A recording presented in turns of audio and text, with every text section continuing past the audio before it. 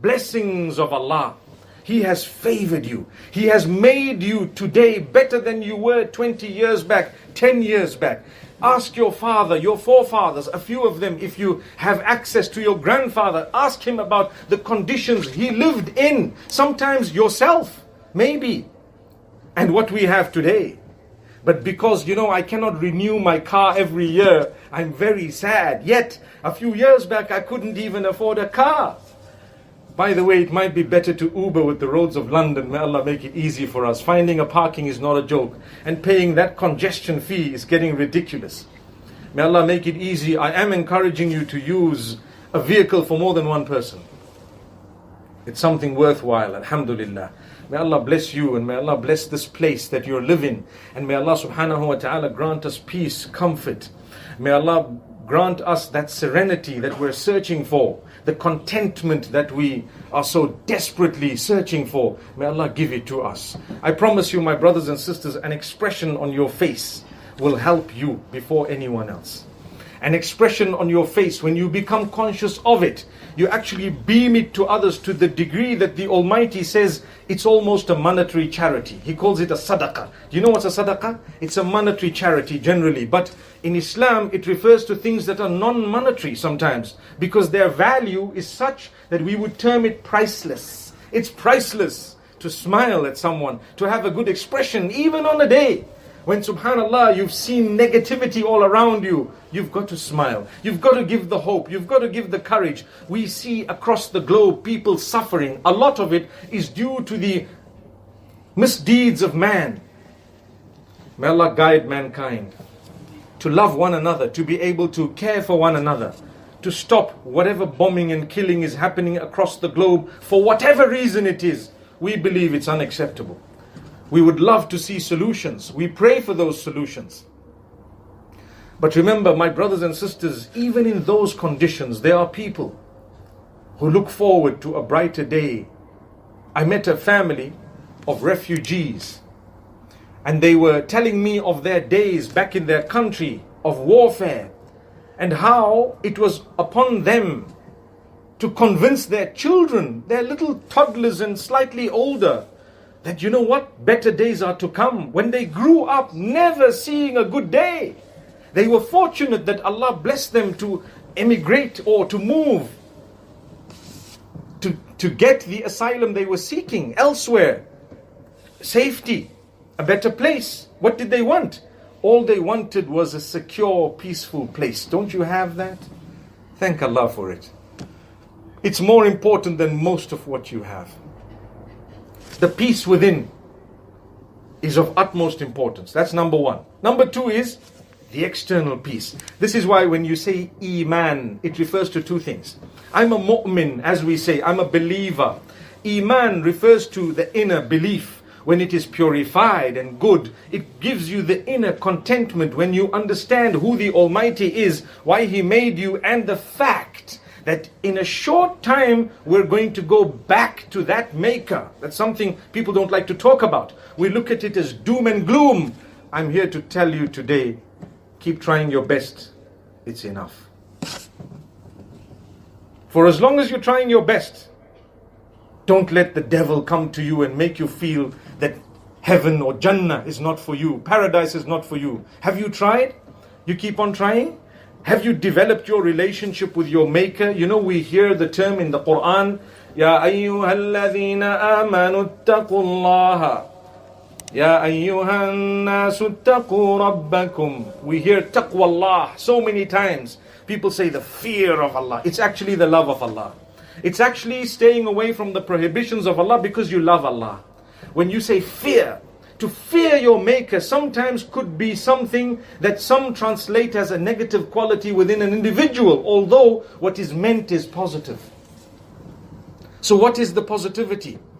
Taqwallahi is such love of Allah that keeps you away from sin and makes you repent every time you have fallen in it, that makes you do good and makes you regret whenever you haven't done the good. That is taqwallah. I like to call it the relationship with Allah. If you have the best possible relationship that you believe you can have today, and you're improving on it as the days pass, trust me, you're heading to Jannah. You're heading to paradise. The Almighty is looking for an excuse to forgive you. I know there are people who say, well, you know what, you've got to warn people about Jahannam. I do know that yes, there is hellfire. But looking at what's happening across the globe, we are in dire need of hope more than anything else. People are losing faith in God Almighty because they're becoming tired of waiting for something. But I promise you, when the Almighty knows it is the right time for you, He definitely will give it to you. If you understand the plan of the Almighty, He holds back what He knows is not good for you. If you're praying for a Lamborghini and the Almighty knows that perhaps by getting it you're going to be breaking speed limits and getting a lot of fines and perhaps 12 points on your license, or you might be jailed, or you might end up in a car crash killing people, surely it's a gift of the Almighty not to allow you to get to the level where you can even afford one. He spared your life, but He didn't give you a little Lamborghini. Subhanallah. I've given you a simple example, but you can take it even in marriage. You desperately want to marry someone. You met them a long time back. You've developed a relationship with them that perhaps was not so pleasing to the Almighty, and you desperately wanted it, and Allah starts creating barriers, one after the other. This has gone wrong, it's not happening. That's gone wrong, it's not happening. You need to keep trying, yes indeed, but there comes a point when you need to understand perhaps the Almighty just doesn't want it. Subhanallah. Khalid ibn al-Walid ibn al-Mughira radiyallahu anhu, he was a powerful companion. Prior to Islam, he was an enemy of Islam. He came to Islam one day and he says, "O Messenger," and he was telling the companions as well the same thing. Every time I fought the Muslims, I knew ar-rajulu mamnu'. This man here, we can never get to him. Allah has protected him. That was one of the driving forces that drove him to Islam and to realizing, you know what, this man is definitely a prophet of Allah. No matter how much I've tried to harm him, something's coming in the way. I just can't get it. He's just one up ahead of everyone and everything. Subhanallah. The most blessed of creation of Allah subhanahu wa ta'ala.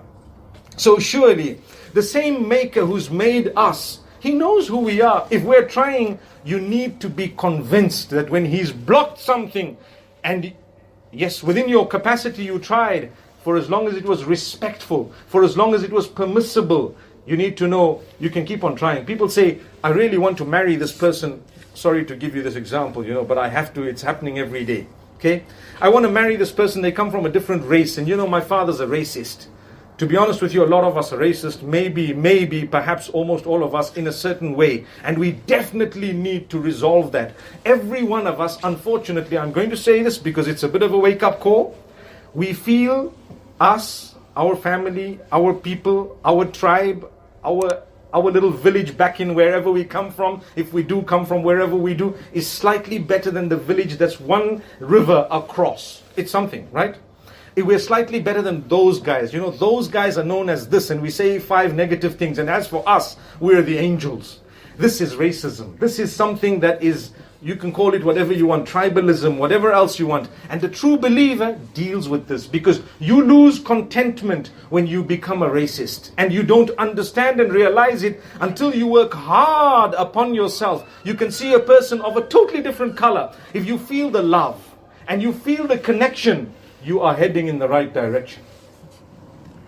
You are heading in the right direction. The Prophet ﷺ tells us, none of you can consider yourselves true believers until you love for others what you love for yourself. Who are the others? Everyone else. Whatever color they are, wherever they come from, it becomes irrelevant. You love for others what you love for yourself. You're developing your relationship with the Almighty. How? Because you're understanding the one who made you, made him, made her, made them. Common maker. If He didn't want them, He wouldn't have made them. But He made them because He's going to dangle them in front of us, wherever and however. And how we look at them would determine how we've understood God Almighty who made them. Subhanallah, subhanallah. This is amazing. And this is why I say, your ethnicity, your background, your village, your whatever. It is only there for recognition purposes, to recognize you that, oh, this person's identity. And that's why Allah gave us different faces. Our faces are not all the same. We have different faces here. Every single one of us would be picked up by someone. In fact, if we had face recognition, we would have known there will come a time when events, if you were to book online, you just need to put your face and it picks your face up. When you walk, there will be no one right in the front. As you're walking, it recognizes your face and opens the little door. And as you go through, mashallah, you know everything is sorted. If you're not recognized, you're not going to be going through. That's going to be happening, by the way. Mashallah, tabarakallah. See, they're nodding their heads. Next time, inshallah. But to be honest, it's a favor of Allah. Imagine if we all looked the same. You know, marriage would be in a factory, subhanallah. This one, that one, what's the difference? Well, they're all the same. Let's just go. Come. Next, and we would go. Subhanallah. May Allah grant us goodness. Look at how Allah has blessed us. Recognizing the blessings of Allah in our lives starts with cultivating a mindset of gratitude and reflection. Often we become so absorbed in our daily routines and struggles that we overlook the countless ways Allah subhanahu wa ta'ala continuously blesses us. By pausing to reflect on the simple yet profound gifts we take for granted, such as our health, the ability to see, hear, and move, and even the air we breathe, we begin to realize that every aspect of our existence is a blessing. Understanding that Allah provides even when we do not ask is a sign of His boundless mercy. Another way to recognize Allah's blessings is by acknowledging the trials and hardships we face. Although challenges can feel overwhelming, they are often blessings in disguise. They serve as reminders to turn back to Allah, to seek His help, and to strengthen our relationship with Him through trials. Allah purifies our hearts, teaches us patience, and grants us wisdom that we may not have gained otherwise. Realizing that every hardship is a means for spiritual growth helps us view our struggles through a lens of gratitude. Lastly, Allah's blessings are also found in the relationships we have and the opportunities we encounter. Whether it's the love and support of family, the friendship of good companions, or opportunities for personal and professional growth, these are all manifestations of Allah's mercy. Recognizing these blessings means understanding that Allah has placed people and opportunities in our lives for a purpose.